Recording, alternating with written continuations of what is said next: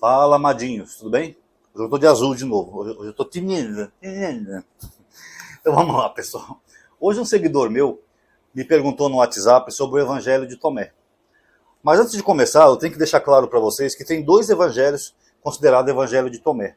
Tem o Evangelho de Tomé, que foi encontrado, tem uma versão cópita, inclusive, e tal, que são frases atribuídas a Jesus, que na minha opinião seria até o mais próximo, original de um verdadeiro evangelho. Porque ali não tem a história de Jesus, não tem aquela palhaçada toda de milagres, isso, aquilo. Seria só um profeta, ou um sábio da sua época, interagindo com seus discípulos, filosofando acerca das coisas da vida. Isso para mim faz muito mais sentido do que o Messias que nós temos nos evangelhos. O Messias milagreiro, vive criando confusão, cumprindo promessas que não existem no Velho Testamento, né, distorcendo o Velho Testamento. O Evangelho de Tomé não tem isso. Por exemplo, o Novo Testamento fala assim: isso foi para se cumprir o que dizia a Escritura, Raquel chora os seus filhos, porque eles não existem. Você vai lá em Jeremias está falando que eles não existem, se referindo aos israelitas, mas que eles retornariam, porque eles não existiam na terra de Israel, por causa da diáspora, mas eles retornariam. Então o Novo Testamento faz tudo isso, essa falsidade intelectual. Aí depois o cristão chega aqui no meu canal e fala: texto sem contexto é pretexto para heresia. Olha o Novo Testamento. Ele pega todo o versículo do Velho Testamento, tira do contexto e aplica a Jesus. Mas não é o tema desse vídeo, tá? Esse Evangelho de Tomé é um. Esse outro Evangelho de Tomé, que esse meu seguidor estava se referindo, é chamado Evangelho de Pseudo Tomé, tá? Também é chamado às vezes de Evangelho árabe ou Evangelho armênio, porque ele teve mais duas edições posteriores, uma no século V e outra mais adiante. Ele é datado do século II, mas alguns estudiosos acham que ele é do primeiro século, o que é mais provável, tá? Porque a datação tardia é só uma tendenciosidade para tentar quase um trava-língua para mim, para tentar desacreditar do Evangelho, tá? Perdoem que esse ano eu fiquei fazendo tratamento dentário, tem algumas palavras que é difícil eu falar. Mas vamos lá, vamos considerar que ele seja do primeiro século, que é mais provável. Esse Evangelho, pessoal, ele é horrível. Horrível. Ele mostra um Jesus garoto, uma criança, que tinha superpoderes e só usava esses poderes para o mal. Em dado momento, o menino Jesus esbarrou no filho de Anás, que era um sacerdote da época. Aí só porque ele esbarrou nele, ele falou assim: eu quero que você seque agora que nem uma árvore seca. O menino secou e caiu morto. E dentre outras coisas, ele fez uns passarinhos de barro, depois o menino pegou um passarinho, ele foi lá e fez o menino morrer. Caia dura no chão! Pum! O garoto caiu duro no chão. E toda hora iam reclamar com José e com Maria sobre isso. Uma vez foram reclamar com José, ele foi conversar com o garoto, né? Olha, eu sei que você tem certos poderes, mas não é certo fazer isso. O garoto, em vez de obedecer ao seu, entre aspas, pai, ele dá uma resposta bem grosseira, dando a entender que só não mata ele por causa de respeito a Maria. Senão ele poderia ter matado José ali mesmo. Se é que não matou depois, né? Que José, em certo momento da história de Jesus, ele some de cena. Ninguém narra a morte de José em nenhum livro. Vai saber se não foi o próprio Jesus que matou ele. Eu já fiz um vídeo para membros, lendo esse evangelho e mostrando, tá? Agora, é um evangelho bem esquisito. Ele parece aqueles filmes de terror. Não sei se vocês já viram aquele filme de terror que tem uma criança, que parece que é uma criança inocente, mas a criança é uma criança demônio. Uma vez eu vi um filme, não vou lembrar o nome, mas era assim: o FBI entra numa casa fazendo uma operação, que eles receberam uma denúncia que a família ia matar uma garotinha. A garotinha estava no forno, assim, já amarrada. O pai ia ligar o forno na hora que o FBI chega e mata os pais. Não, não faz isso com a garotinha. Aí ela é levada para o conselho tutelar, a policial que salvou ela se apega com a menina, né?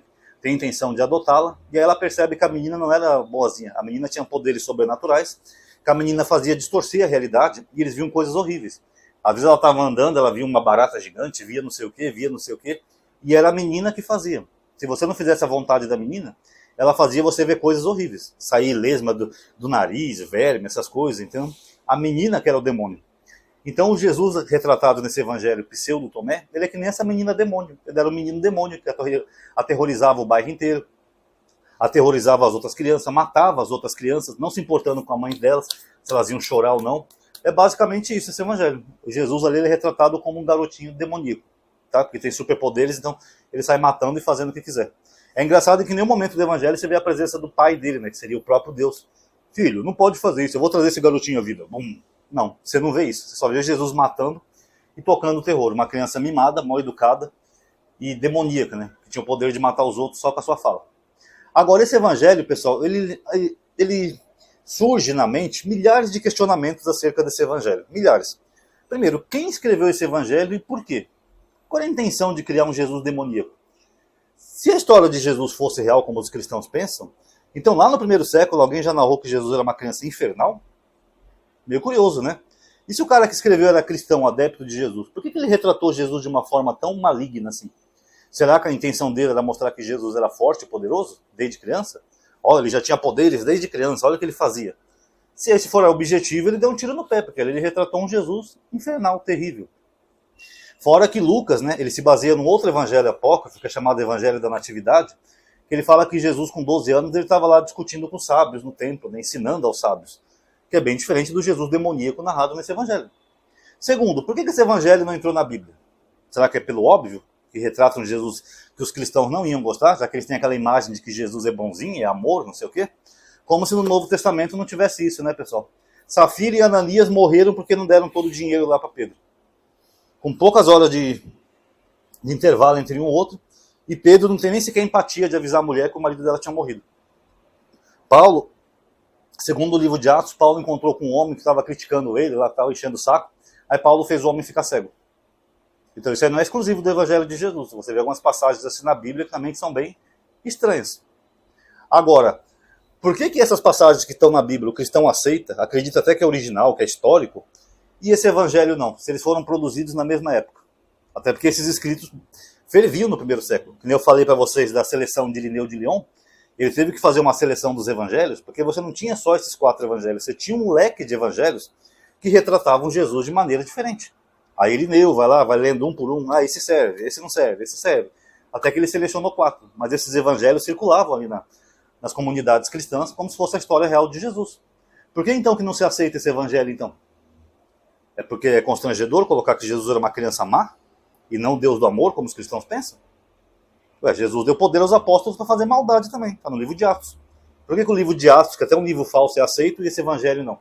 Dentre os outros evangelhos apócrifos. Então é uma pergunta interessante que eu faço, porque era tudo produção do primeiro século. Eram lidos nas comunidades cristãs. Eram aceitos pelos primeiros cristãos. Alguns que podem até ter convivido com os apóstolos pessoalmente, conhecido Pedro, João, Filipe, etc. Então por que eles são rejeitados hoje? Será que é porque a história de Jesus era lapidada? Era uma história que tinha pontos negativos e depois ela foi sendo lapidada a partir de Irineu de Lyon? É que nem uma pedra. Você pega uma pedra, você vai lapidando até você dar a forma que você quer para ela. Mas para isso você tem que tirar um montão de caco da pedra, um montão de coisa, para ela ficar do jeito que você quer. O personagem da Bíblia também. Tinham várias histórias diferentes, algumas até bem polêmicas acerca desse personagem. Tem até um evangelho que Jesus é homossexual, sabia? Que é chamado Evangelho de Marcos. Inclusive, segundo a doutora Juliana Cavalcante, não sei se vocês conhecem o canal dela, ela falou que não é falso esse evangelho, tá? Então você tinha tudo isso no Jesus da Bíblia. Tinha Jesus gay, Jesus assassino, Jesus casado com Maria Madalena, Jesus isso, Jesus aquilo. O que a igreja fez? A igreja foi lapidando. Ó, isso aqui não serve, isso aqui não serve. E deixou só esses 4 bonitinhos para dar a impressão que Jesus era bonito, cheiroso e maravilhoso. Jesus é tinilha. Mas e aí? Cadê o resto? E aquilo que foi tirado da pedra? Não vale? Não vale por quê? Porque é constrangedor? Fica aí a reflexão. Tá aí, amadinhos, já conhece o ritual, né? Dê um like aí no vídeo, ativa o bendito sininho, considere entrar nas listas de transmissão que eu tenho, WhatsApp, Telegram, não é grupo. Comenta também o que você achou do vídeo e compartilhe o vídeo nas redes sociais também, tá? Para as pessoas verem sob uma outra ótica. Muito obrigado a todos aí que assistiram. Paz a todos.